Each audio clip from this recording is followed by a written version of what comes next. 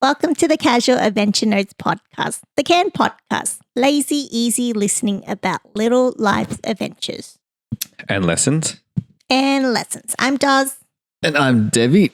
It's December. December is filled with energy celebrations, silly season, and all of the above, which is very exciting. But to kick things off, let's go with our palate cleanser to refresh and reset before we get into the main course. Yeah. So let's go to the 101 things I learned in business school. Let's go with number 11 today. 11. Let's have a look. Flip. Flipping page 11. Okay. The title is People Are Capital.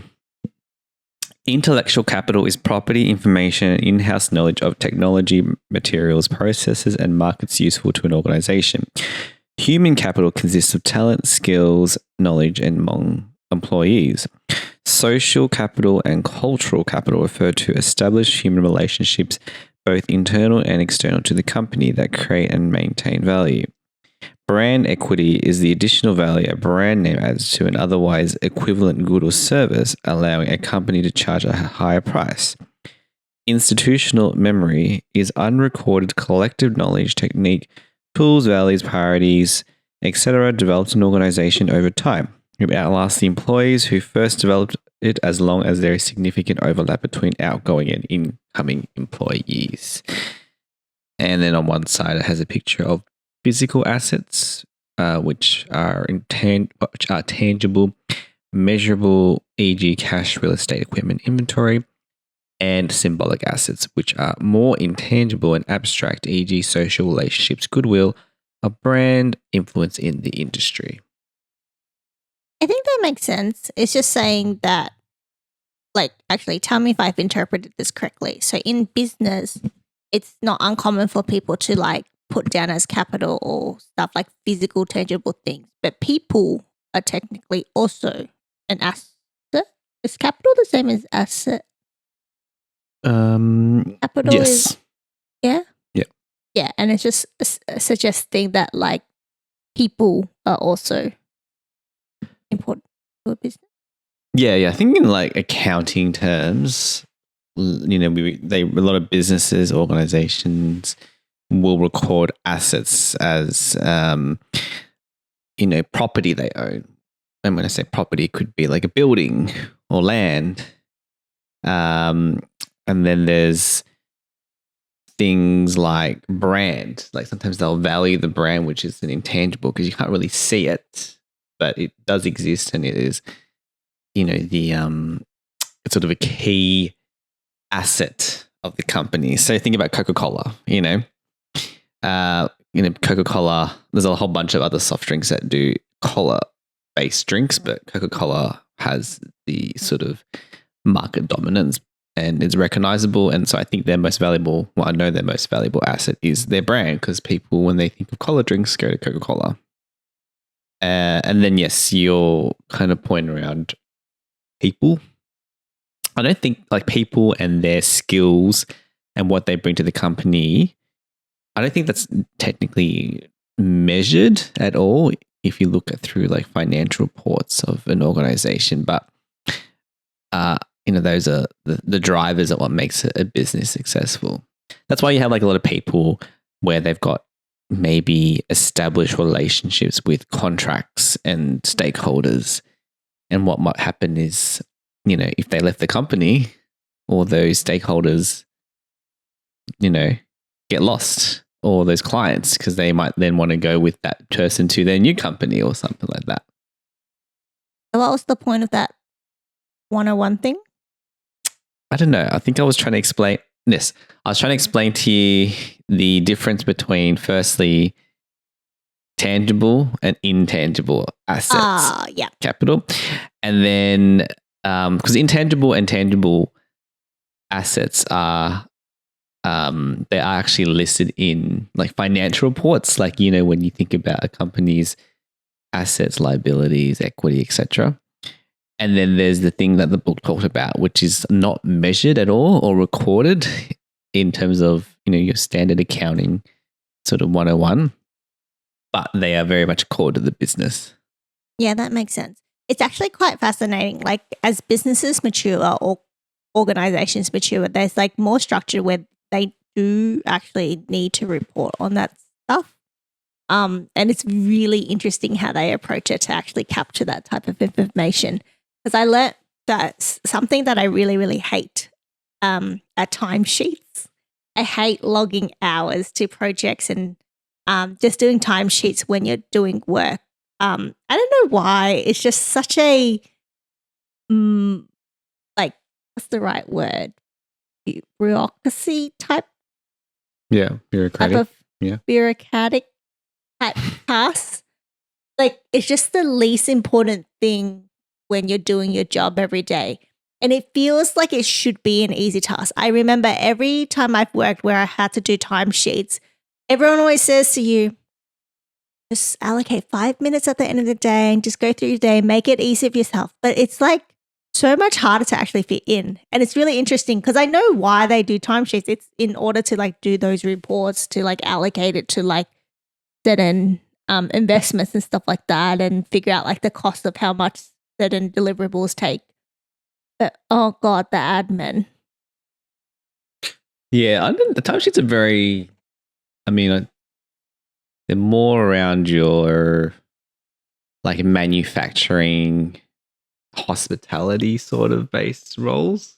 It's in corporate too, though. Oh, is it? Yeah, okay. Only some businesses do it. So I've worked in a lot of companies now that don't do timesheets and they find other ways to measure that stuff, but I don't have visibility over that. So I don't know how creative they get. But anyways, let's dive into our main course. Like I said at the start, it's December. I love December. I find from about December to February, I get really busy because December is like holiday seasons. And for some reason, there's this kind of thing that everyone tends to do. The year just flies, and as you get older, you know more people, and suddenly you don't see them as often as you'd like. And then December rolls around, and you're like, I haven't seen this person for the whole year. And you, for some reason, you have this like social obligation to try to fit in a catch up before the end of calendar year, so you can be like, I saw this person. I see this person at least once a year because you've like fit them in for the year. Yeah, Christmas is like almost the equivalent of, this is going to be grim, like funerals.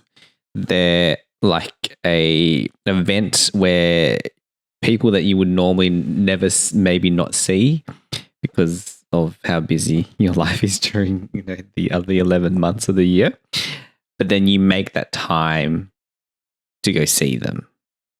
I guess in a funeral, you're kind of forced to see them because you're congregating for a specific purpose. But maybe say Christmas is still optional. I'm sure there's people who don't want to see them, you're not going to see them. But yes, I agree with you. It's like a time to almost play catch up. And then at least you can sort of say, yeah, we caught up, in 2024, and then next year. And then it's probably that awkward conversation. We're like, let's do this more often. And then you don't. Next minute, it's like Christmas 2025. And you're like, all right, let's organize this once a year catch up event.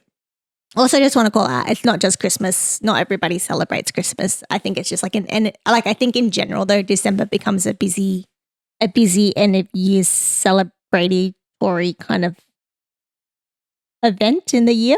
Yeah, a lot of things sort of tie in with the calendar year, where people take time off, or their work is generally less busy. But I guess if you're working in retail, that's probably when it's the most busy. With all the Christmas shopping, presents, yada yada.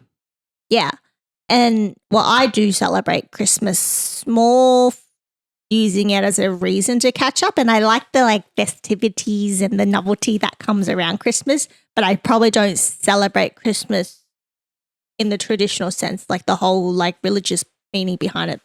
Like I don't know it that well. The birth of Jesus. Yeah. Yeah. Oh yeah. That's a conversation for another day because I also don't really understand how Easter plays into it and the whole thing, but that's okay. I think Easter was when he was resurrected. Don't try if you don't know. Christmas was definitely when he was born. because I Okay. remembered the whole scene of Mary and Joseph in a barn and Jesus being born. I feel like Easter was something to do with him being crucified and then being resurrected. Okay. Cool. But Sorry. we all get the benefit of the public holiday, which is obviously an Easter holiday. Yes. Yeah. And I don't want to discredit anyone that Actually, let me look this up. is like, properly celebrates Christmas for the right religious reasons and all that stuff. I'm just uneducated and I don't know things. And yes, I will do a bit better, I promise. But as part of like my end of year celebration tradition, what I tend to do is I do like little friend miss. So friend miss is when you get together with like a group of friends and you just celebrate together. Some people like get together, do potlucks, do presents and stuff like that. Some people just organize going out to eat at restaurants. Like you just have an occasion where like a group of close friends like make an intentional effort to like find time to get together and have fun together, right? So I went to one recently with a bunch of girls. It was an all girls one. And oh my gosh, I love girlhood. There's just something really special about just like girls hanging out with girls. And I think to a certain level, there's also something extra nice about it when you're adults as well, because you can, again, kind of like comfortably release your inner child, especially when these are your close girlfriends and stuff like that.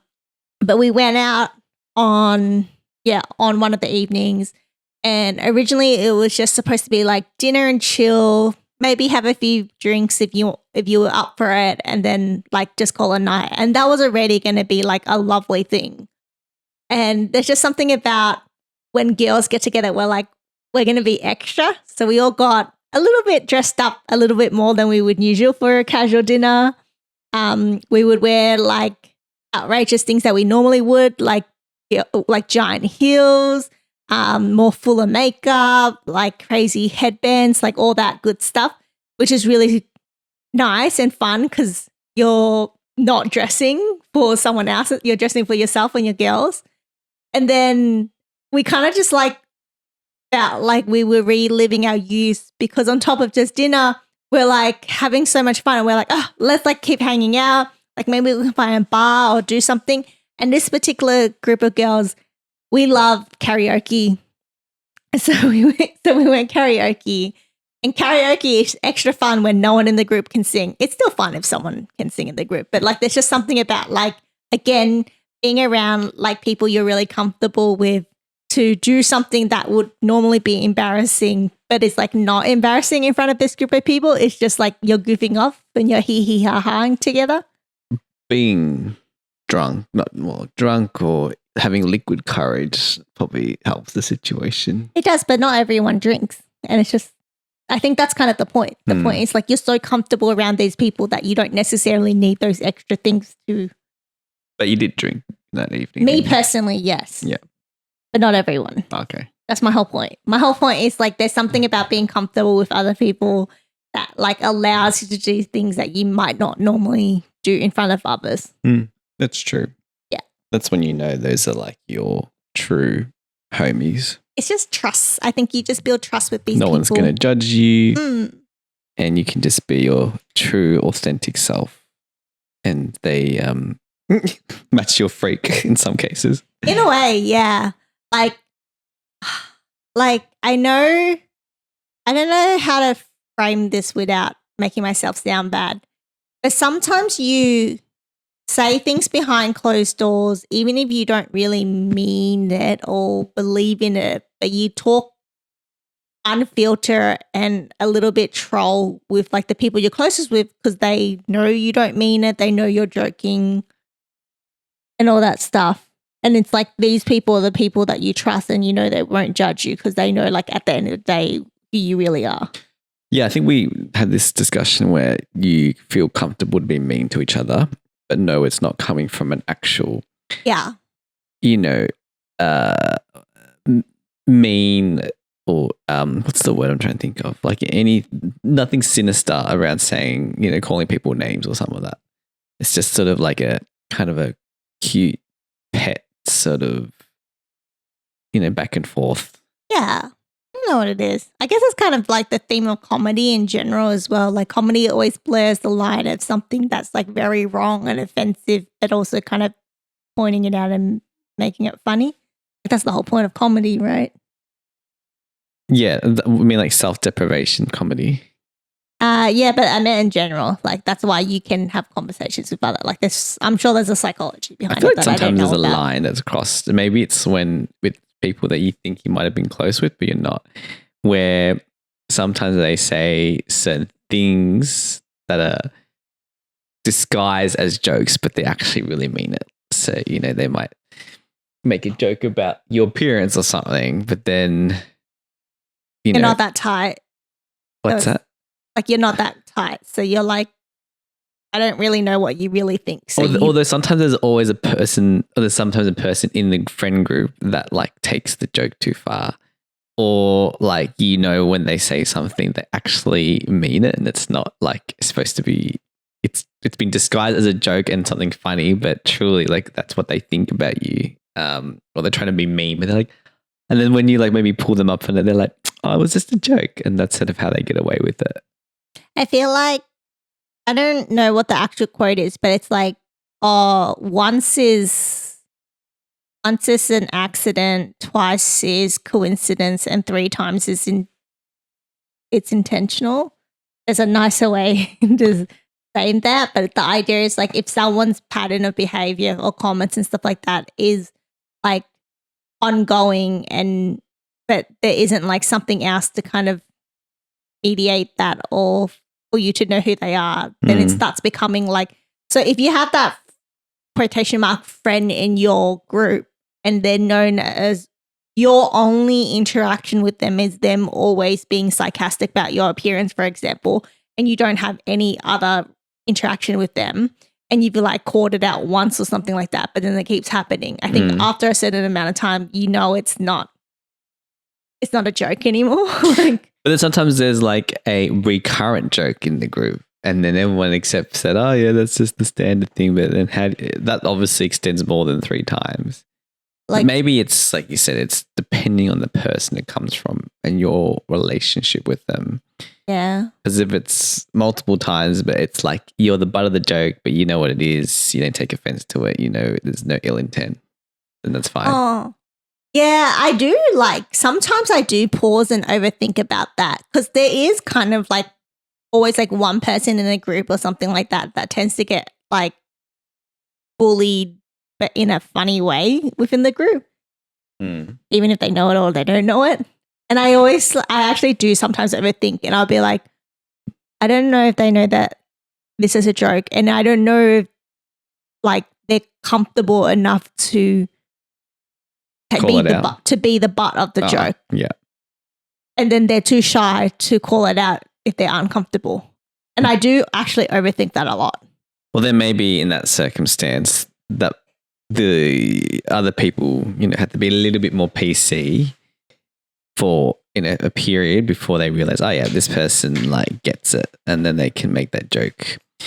But it's really funny that there's always like certain things that certain like friendship groups. I'm not saying they exist in all of them, but there's always like certain people, like the one that sometimes makes passive, not passive aggressive, but like passive rude comments. There's always the one person always like likes to downplay everything in when someone's like, oh, I did this on the weekend. I'm really really proud of this achievement. And then like there's someone in the group like, oh, I did that, like years ago, that's not that hard, like I don't think there's always one, but I think there is a lot of people like that, which you're kind of like work on your own insecurities, dude. Yeah. Maybe both of us, we've kind of chosen to quite quit those people in friendship sense. So maybe that's why they don't exist now. Yeah, as an adult, you learn to have more boundaries. And if you're still working on that, I hope you have the right support network to be able to grow that. And if not, this is our advice to let you know it's okay to have boundaries and call it out and cut ties with people who aren't good for you. or don't make you feel good. It doesn't make them a bad person. It doesn't make you a bad person. Sometimes You can't be best friends with everyone. you can't. And you can't gel. And so it's about finding your people that you have, what's the word, that you mesh well with. Yeah, and sometimes that changes depending on like where you are in your life, and sometimes it could be more to do with you versus the other person. It's not me, it's you. No, it's not you, it's me. Whoops. Sometimes you kind of feel like in your younger, like when you're in your younger days, that those friendships are based on like true like connections. Because I think when you were saying about like when you're a bit older and you're going through certain milestones of your life, like having kids or, going to, starting work, full time and stuff like that. Sometimes those friendships happen because there's that common interest of, oh yeah, you have a kid. Shared experience. Yeah, shared experience. Because you have a kid, I have a kid, they can hang out, we can talk about kid stuff. Or, when you sort of work with people that you become friends with, you kind of talk about the workplace and the work itself. Yeah. But then you sort of take that out. Is that like, is that still, if you are still friends with them, if you take those things out, then I feel like that's what would be a true, authentic friendship that is based on purely connection versus like having like a common thing that you talk about or that brings you together. Yeah, I think there's a few factors that play into like people who just get along really, really well.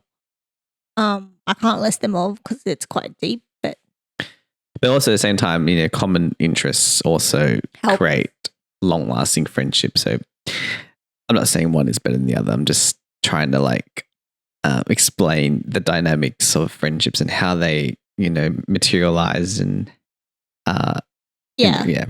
The girlies I just hung out with, they're considered newer friends I don't know how to say that in a polite way. There isn't. But like I feel so close to all of them, even though we've probably only really connected in recent years and we probably only started getting closer like even very recently.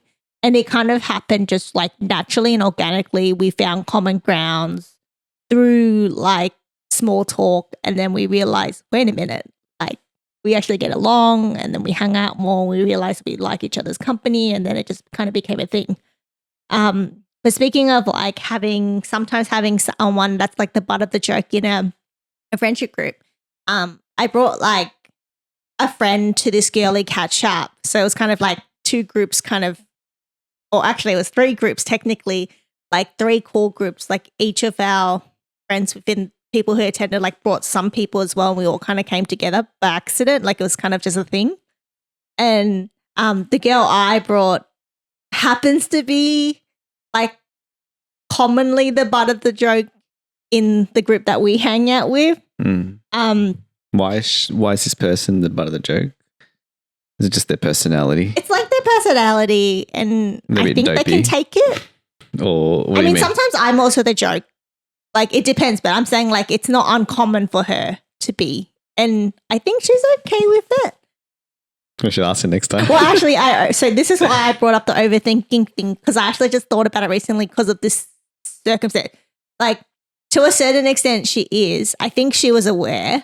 And then at the table during dinner, we're all chatting and thing, and I like made like off-cuff comments where I was like teasing her, like my friend that I brought, like just making jokes and stuff.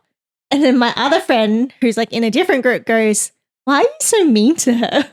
No, that's nice that they called that out, because like, sometimes people would never like do that especially in a group setting as well. She's just like, "Why are you mean? Like, why are you so mean to her? Like, why are you being so condescending?" I'm like, "Oh my God, what did I do?" And then she repeated it. I'm like, "Oh, that was mean." And then I like turned around and I'm like, "I'm sorry." And then just default, I go, "Oh yeah, I think it's like a habit because she tends to be just like the joke in the friendship group, but not as like, not the butt of the joke in a negative way, just like, I don't know, like it's fun. It's fun. Like she's just funny. She's a funny person." Okay. And then it just comes as a joke. I feel like I'm actually coming across as a really mean person right now. But anyways, but then I turned to her and asked her, but I guess publicly she would tell me like it's okay. But then I started literally overthinking it for a couple of hours going, have I actually always been really mean? Have other people been really mean to her? Anyways, I guess I'll reach out to her very soon and figure that out.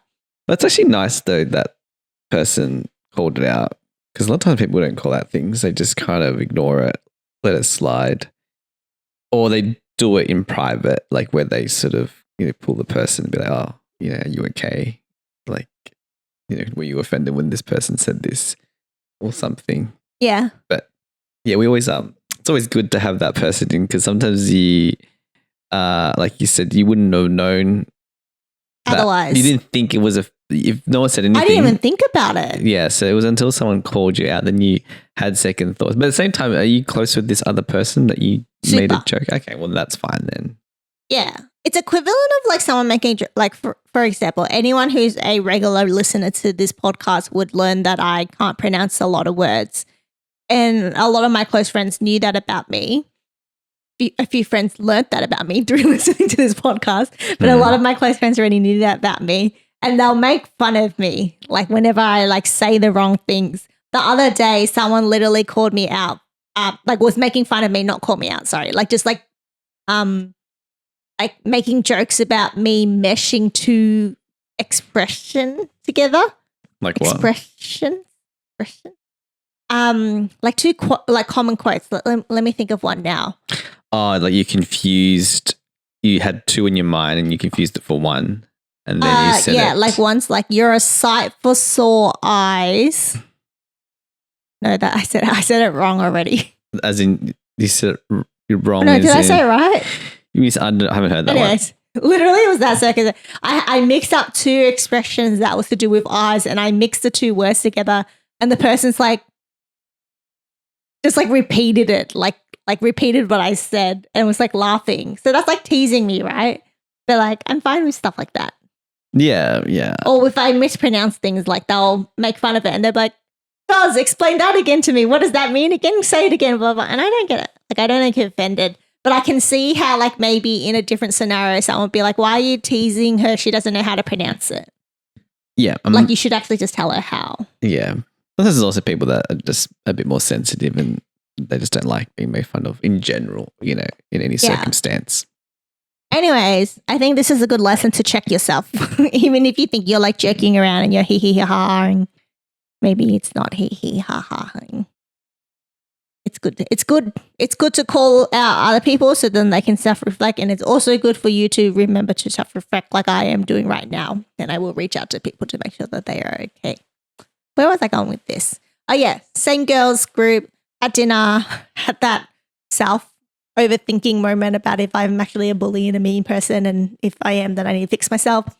And we went to karaoke, and karaoke was really fun because like we just went hard, like just sang even though none of us could sing, like got really loud, it was like dancing, it was a whole thing. And then I don't know, there's just something funny about female friendships because of just how unhinged you sometimes get with each other. Just like, I don't know, we're just like really overly dramatic when we're together. So like at karaoke, for example, it's just when you're singing, it's not just singing. It's like if it's a sad song, you like want to cry together. When someone else is singing, you're like waving your hands in the air and stuff like that. Like it's very cute. Oh, it's just based on the song. You're like trying to feel the song and the writer and the artist's sort of message around that song. It's so wholesome. Although I'm convinced that the karaoke place, I won't name names, I'm convinced that they mixed the drinks because we brought drinks and it felt like it might have been diluted. That's just a conspiracy. I think, I'm sure I've heard the same about bars as well. Yeah, certain bars. Yeah, and somewhere they like, I heard there was this thing where they literally like serve you highly diluted, like just say you order like a vodka lemonade. And what they'll do is they'll have a whole bunch of straws that are just pre-soaked like in alcohol, like in vodka. So it'll be a cup and there'll be straws. And the idea is that when they put it into your drink, it's like you get this heavy hit of alcohol that gives the illusion that there's a lot of alcohol content in this, but it's because they've actually just soaked like the bottom bit of the straw and then chucked it into the drink that is highly diluted. And then after you've had a couple more sips, you're like, it's just, $15 lemonade or something like that. Yeah. And also the top of the straw. Yes, that's right. I must have inversed it. It's the top of the straw because that makes sense because you drink from the top. I don't know where my bottom came from. It makes sense if you don't mix the drink and all the alcohol is at the bottom. Yeah, and that's the other thing as well. They sometimes don't mix it. So then again, when you're drinking it, that's what I confuse. I did this thing. But I mix my drinks all the time. Do people not mix their drinks? No, sometimes I just assume that it's already been pre-mixed. But most of the time, when I was watching this video around like drink scams, like they deliberately they don't mix it. So then when you drink, you're like, oh, there's so much alcohol. But it's because, like you said, it hasn't actually been mixed or anything. But then, yes, they do the soaking of the top bit.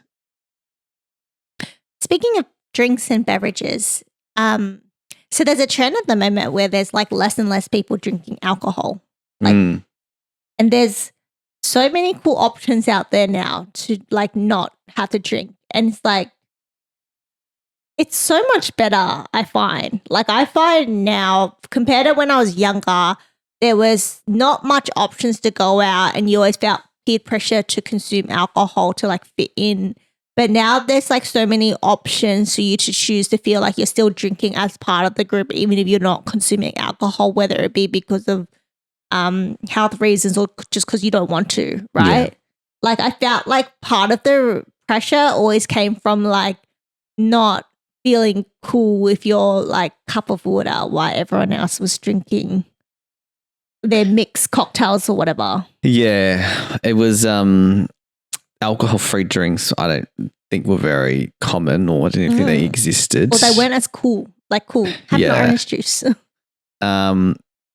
Or but there's also that saying where you can't really cheers with water because apparently it's unlucky. So I didn't know that. Yeah, apparently you're not supposed to. I've done that. Do that. So that's why it makes you feel probably even more uncomfortable, like when you've got like an occasion and everyone cheers and you're like doing it with water. But also like I think there was a thing where I saw like back in the day, a lot of people used to do like apple juice, because apple juice has a very similar color and look to like white wine and champagne. So sometimes people would just order apple juice, although I wouldn't be doing this at a bar or restaurant because it's probably like X 10 times the price if you bought it outside. But I guess if you want to give the illusion that you're drinking and stuff, then that I think back then that was apple juice was very commonly used because it looked like white wine or champagne or sparkling wine. Right. Yeah. That makes sense. I love now that there's options. So if you still want a wine, there's non-alcoholic wine. If you want a beer, there's non-alcoholic beer. And there's actually options that taste nice now. And on top of that, I love that mixologists that like do cocktails now also design mocktails that are like genuinely delicious. Yeah. There's just everything about it. And my favorite thing that's transformed from water, I wish we were sponsored, but we are not. I started buying Liquid Death, which is an American, I think it's American base. It's canned water, but the can looks so cool. And you literally feel cool holding it and drinking it. It's just like you get still water, sparkling water, flavored sparkling water. Yeah, I've seen the logo for that. A picture if you're watching. It's got like a skull picture. So it looks like you're drinking some hardcore beer or spirit or something. But it's like you said, it was, what is it? Flavored sparkling water. The one I tend to buy flavored sparkling water because I feel really cool drinking it. It's just, I don't know. There's something about just like the vibes. Yeah. Drinks are very, I think I've seen that like that. But on top of like the alcohol-free drinks, there's also like drinks that do have alcohol, but it's like less, like for example, beer. Like beer is very actually like calorie high. And so there's been this other beer that I've been trying out called Better Beer, which is like a much more lower carb not carbs, sorry, lower calorie drink, but still tastes like beer, still tastes really nice. And you still get to enjoy drinking alcohol, but you're not just consuming like a lot of what is it? A lot of calories. There's just so many options now, not just for beverages. I'm so grateful of how much food and drinks have evolved. Like even with food, I think, like beverages, there's like, we've talked about the no sugar stuff, but even with food, like you can get lollies without sugars. There's like a lot like alternative options. Even catering to dietary requirements. Like I love how vegan has blown up. Like veganism, the right word? I don't know. And I swear to God, like even dating back to 5 years ago, maybe 10 years, and in certain countries as well, it's still difficult to access like quotation mark good vegan food. Like one time I was catering for an event and I ordered like vegan late night pizza because we worked late and we were like, let's get pizza. And there was a few people in the team that were vegan. So I like called the pizza place. I'm like, oh, what are your vegan options? And they're like, oh yeah, like we can do like this pizza vegan. Like they just like put the name of the pizza. So I didn't think to ask them what was on it. Do you know what we got delivered for a vegan option? Just a pizza base with leaves? Yeah. Oh, really? Yeah. I'm like, that's not a pizza. I'm like, where is everything? And what's in the tomato sauce that you couldn't put even sauce on it? Like, tomato. It was a joke. And I'm like, but also, I was so angry. I remember being like, I paid like $20 for this pizza and it's literally bread and leaves, which don't even taste good together. Like it wasn't even like it's a good piece of pizza base and like dress salad on top. It was literally bread and leaves. And I was like, that's so disappointing. But stuff like that wasn't uncommon when it came to vegan options. But now you can even get vegan cheese. And you can get restaurants that are vegan first. Vegan what? First. Vegan first. Like I'm saying, like catering to that dietary requirement, it's like so much more accessible. So you get vegan cheese. So you can have a vegan pizza now that isn't leaves and bread. And it's not uncommon. Like a lot of pizza places would offer that. Yeah. You want a vegan version of this pizza? Yes. And it'll be legitimate. It'll have sauce and cheese and sometimes even mock meat. Yeah. Vegan food's quite delicious now. It's so yummy. Like it's equivalent of when people make a vegan equivalent of a certain dish, it tastes amazing, even though it hasn't. Because a lot of people think about like broths, and to develop that complexity of flavor requires like meat bones, chicken bones or something like that. But like, for example, like the food that I sometimes eat at like a temple, Buddhist temple on like New Year's, they traditionally do like a noodle based soup, and it tastes as good or even better than if you just went and bought like the meat equivalent. Sorry, probably just to clarify, like obviously at a Buddhist temple they don't eat meat because that's against the followings and the teachings of not harming animals. But they serve that food, and I'm like, this is like so good. And that was like my first introduction to vegetarian food, and I was like, this is like so delicious. But I think for a while that was the only place I would be willing to go eat vegan as an option. But now there's like so many like great, well, not so many, but there's a lot of much more great places that do essentially vegan equivalent of all your favorite dishes, and they taste amazing. I was exposed to vegan options stuff for a while, but my standout experience with vegan food was we have friends that have a vegan restaurant. I can shout it out. It's a really good restaurant. It's called Brother Bon in Northcote in Melbourne, Victoria. Yeah. It is so yum. They do Asian vegan food, and I honestly don't know how they do it, but they have like the umami that you would get from meat they have like the depth of flavor in all their dishes. I remember dining there for the first time and I was like, this is unreal. One of the standout dishes for me, which I don't know if they still have it. There was two actually. One was just their fried chicken, which is not chicken. Yeah. I'm like, what do you mean? I actually sometimes might prefer this over fried chicken. Yeah. Because I think they like dress it well and stuff as well.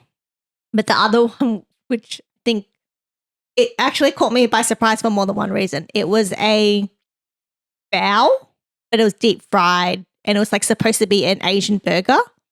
Yeah. And I don't know, that just blew my mind because it actually tasted like a burger. But then I like that that was the first time I've ever had a bao that was deep fried. That like the texture and that was like unreal. Anyways, not that place. Highly recommend it. We got to go soon again. Yeah, I don't know how like vegan chefs do it. Like obviously you're limited in terms of your ingredient versus, you know, a chef that does both meat and vegetarian. And the fact that you can transform what is, I assume, tofu and mushrooms and make that into something that is so meat-like is really just pure innovation. Just good food as well. And I think they do like also like really good ice cream as well. And you think about the fundamentals of what makes a really great ice cream is it being very creamy and milky. And obviously milk cream is all comes from an animal in it, so it can't be used in a vegan restaurant. So but I'm very much sure like the texture and the taste almost imitates, not almost, but it does imitate the what you would get from a traditional ice cream eatery. What do you call ice cream place? Parlors? Ice cream parlors? Yeah. Gelato stands? Yeah. Because like when you have like sorbets, you can you can tell it doesn't have cream in it because it's a bit icy and it's in some ways a little bit tart. It lacks like sometimes a bit of that like creamy sweetness that probably comes with the milk. But the ice cream there, I'm like, cannot fault it. Like if you did one of those things where you like gave me two and asked me like, just say like your standard ice cream from McDonald's and maybe the one from Brother Bon, like I would not be able to tell the difference in terms of like which one is vegan and which one is not.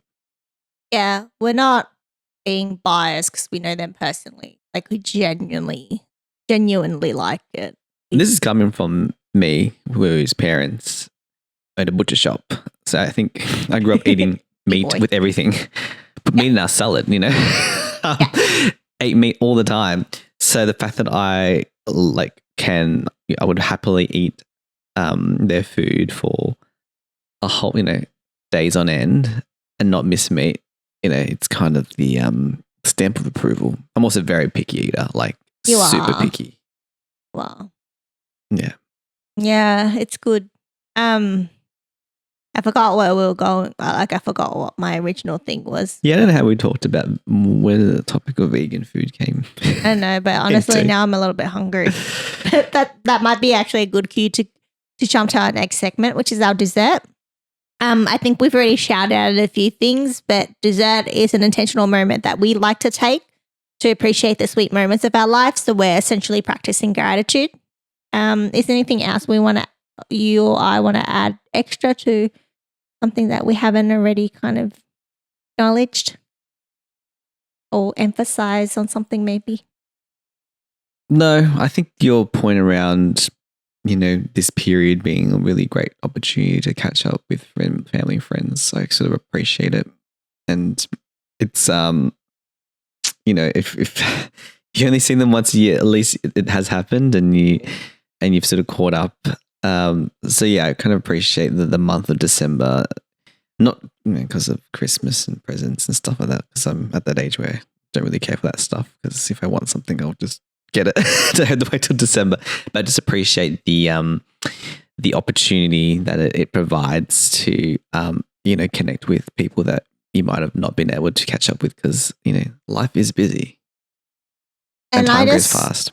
Yeah, and I want to emphasize my gratitude for girlhood and just like female friendship, because I really do think it's a special bond. I think there's some safety element to it that makes you feel so safe with people, which makes you feel like you can be authentically yourself and experiment with what you want to do and say and do things and feel comfortable enough that you won't get judged. Like, I think there's just that level of safety that you don't always get somewhere else. And I also think this might be more of a generational thing.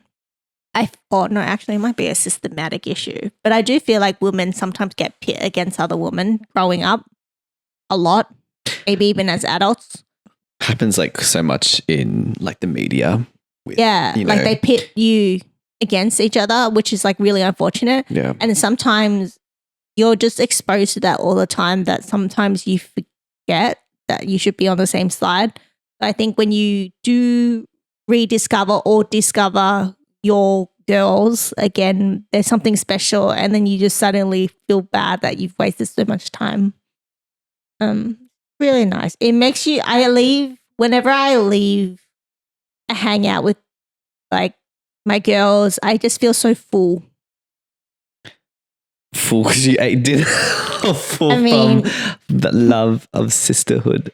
Both. Jeez, you sound like an episode of what's that show all about girlhood? Gilmore Girls. I've never watched Gilmore Girls. What did you say? I don't know. What did I say?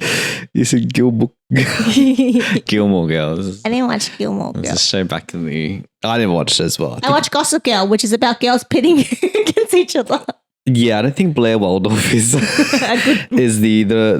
poster child for sisterhood.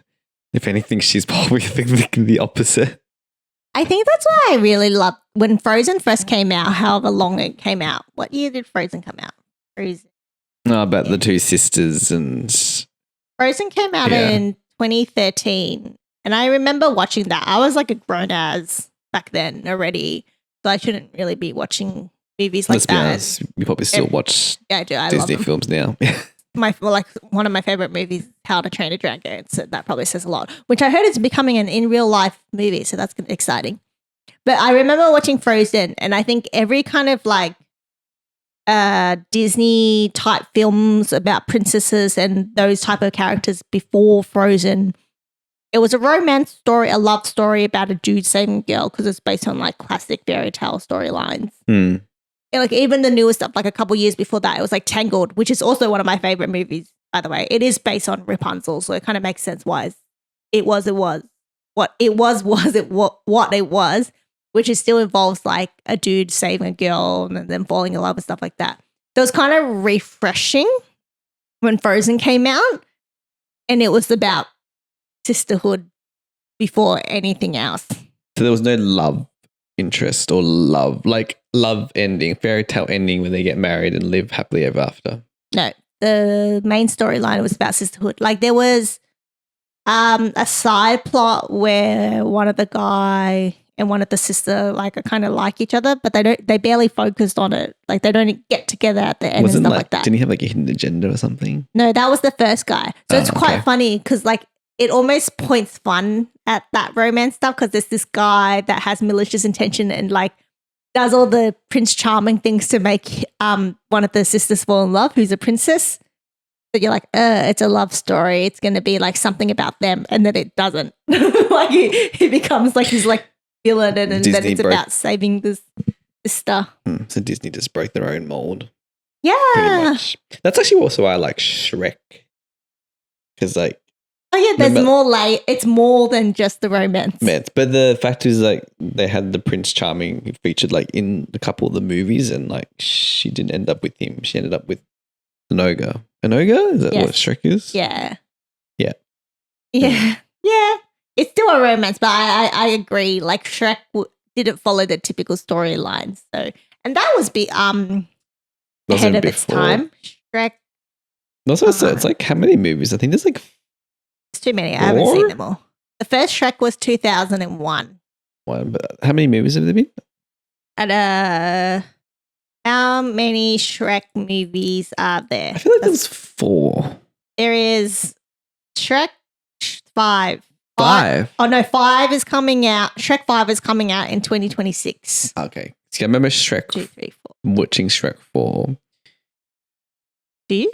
Yes. Because that was the one where they went back in time because he did a deal with some magical fairy tale character where he wanted to like live his swamp life for a day, and then in that day, that character like changed the events, and so he didn't end up married to Fiona.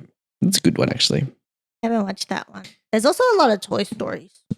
I haven't seen all of them as well. I think Toy Story. Yeah, I think the last one I saw in theaters. Oh no, I've watched up to 4, but I remember the one, and I always like get so teary watching it.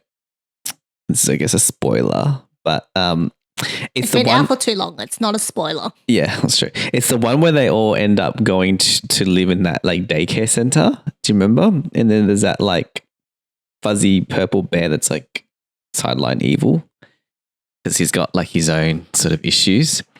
But anyway, there's a scene where they somehow end up in the like factory where all the garbage of the city goes to, and they're all about to get like incinerated, and like they're trying to like escape from the incinerator and they can't, but the incinerators are collecting them, so they decide to all hold hands and accept to die until they just get saved by the green aliens who use the claw to pick them up.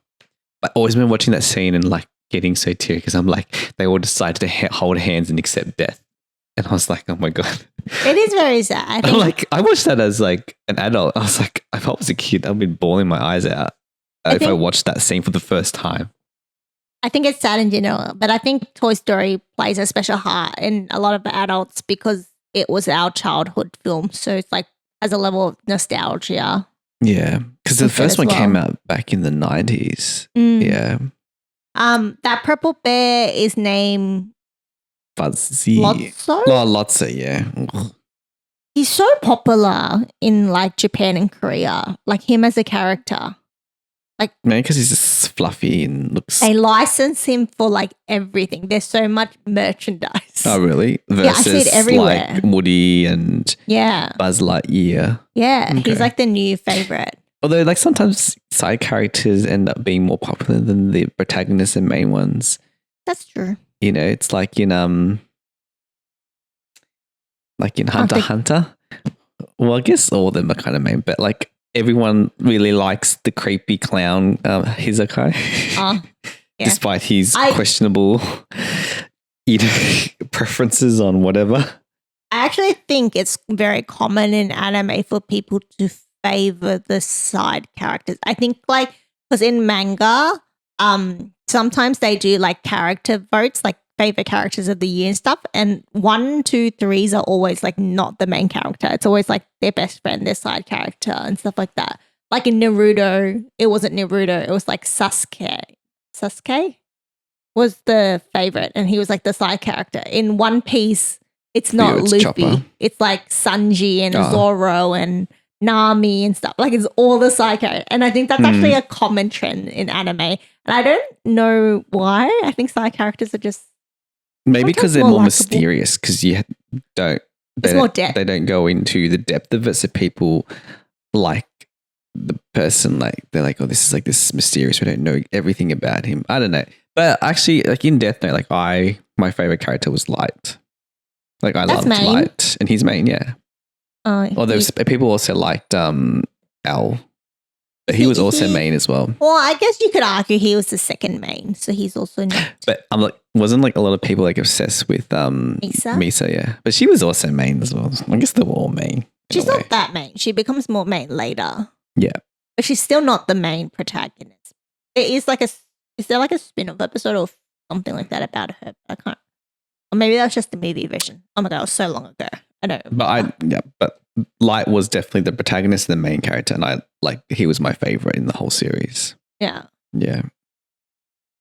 Sorry, I diverged almost back to our main course. So what were we talking about? Gratitudes? Yes, which we finished up. So let's go into our meal prep. So our goals in general, all things that we're looking forward to doing or seeing or whatever it is in the future. So looking forward, meal prep. Mine is the same as the last few weeks, which is I need to do some, research and note taking so I can run through a topic that I really want to chat about at a future podcast. And the goal is to do it in 2024. So I've got a couple of weeks left before that big goal becomes not achievable. Mine is probably to snack less, but not snack less because I'm hungry. Snack less. Sorry, let me rephrase that. Reduce the amount of snacking I do that's to do with pure boredom and nothing else. Because the problem is like it's not even that satisfying for me. So it's not really worth it. Because sometimes it's kind of weird that I get bored because I have so many hobbies. But sometimes like I'll walk downstairs and I'll just open the cupboard and then I'll like take my packet of chips and I'm eating the packet of chips while I look at like what to eat. Or I'll go to the fridge, try to plan a meal that I want to like cook. And then there'll be like a slice of cheese and I'll just grab the slice of cheese and eat it. I'm like, it's unnecessary snacking. It's almost like I'm eating it just because I'm there. I'm trying to do less of that. The key is just to not have too many snacks in your pantry because we're all tempted and we just potato chips are my weakness. So if I see it, I'm gonna eat it. Even if I'm not hungry, I'll just eat it because I like taste. Yeah. But that's okay. I don't mind snacking to like indulge in something. I mean, this is literally nothing. It's like mindless eating for me. And I'm like, why am I doing that? It's a waste of time and space and maybe just avoid going near the pantry then. I'm not even enjoying it. I think I'm a natural grazer. Like I think like what's ever in front of me, I'll just like grab it and like eat it. So and then I like sometimes it even has bad consequences because I'll eat something that I probably like my body doesn't like, but I still eat it. And then I'll like have stomach aches later. So I really like I'm just doing myself a disservice. Yeah, okay. All right. Well, that seems like a much deeper thing because I was thinking like, like snacking because I will only eat because I'm hungry or I'm craving something. I would never mindlessly snack on stuff. Yeah, that's really strange actually. Are you sure you don't enjoy it? Yeah, because I don't even think about it. Okay. If I was just enjoying it, then I actually don't mind. I think like it's not just food in general. My general goal is to be more intentional with everything I do. But this was just the first example I could think of. Yeah. Of where I'm not intentional. Well, you know what? Give yourself a free pass because it's December and we're all about grazing because there's a whole bunch of bloody cheese boards and meat boards in every party. So that's kind of... Yeah, but normally that's an indulge. Like that's me consciously indulging. I don't mind. Anyways, whatever. I know what I'm doing. That's all that matters. All right. All right. Thank you so much, everyone. Thanks for tuning in, listening, watching from wherever you are in the world. We are very grateful and we thank you. See you next time. See you later. Bye. Bye.